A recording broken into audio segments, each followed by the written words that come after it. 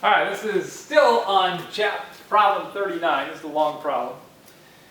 And all I've done is I'm replacing the tension I figured out over here into here. And when I did that, so this tension is 2g minus 2a, I decided to simplify this by taking a minus mg out of both of these, factoring it out just to make it write a little simpler, make it a little bit easier. All right, so what I want to do is take the 2a here, and I want to solve for a. So I have to get those on the same side of the equation. So I'm going to move that over here. This becomes ma plus 2a is equal to 2g minus mg mu sub k cosine theta plus sine theta. Okay.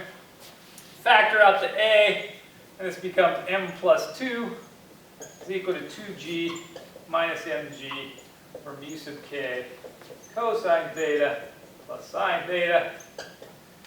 Now I'm going to divide by the m plus 2. So a is equal to 2g minus mg mu sub k cosine theta plus sine theta all over m plus 2.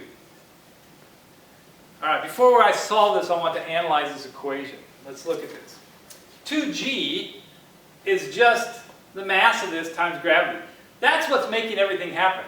So this is what's making the whole thing accelerate. So that's our positive right there because it's going down. It's pulling this down.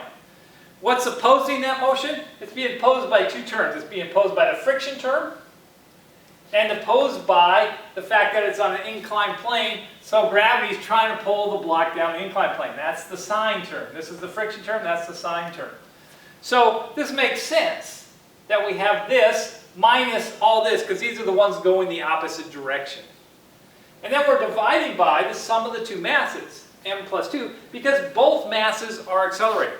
If you get to this point when you're solving for acceleration and there's a negative sign down here under the masses, you did something wrong in your signs. Those should always be the total of all the masses, because all the masses are accelerating. Okay, so now we're just going to plug in all the numbers. So this is 2 times 9.8.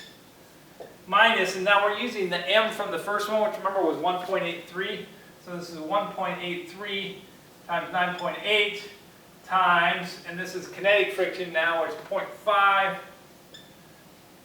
times the cosine of 20 plus the sine of 20 all over 1.83 plus 2. And when you get all that, you get the acceleration is 1.3 meters per second squared. Okay. That is our final answer. Notice also it's positive. If you got a negative value, you did something wrong, because that would say that your blocks are going the other way, but we know they're going this way. So if you get something like that, make sure it's consistent. Say, oh, positive, yeah, that's the way it should be going. Then you know that at least you're in the right realm. Also, look at this number right here.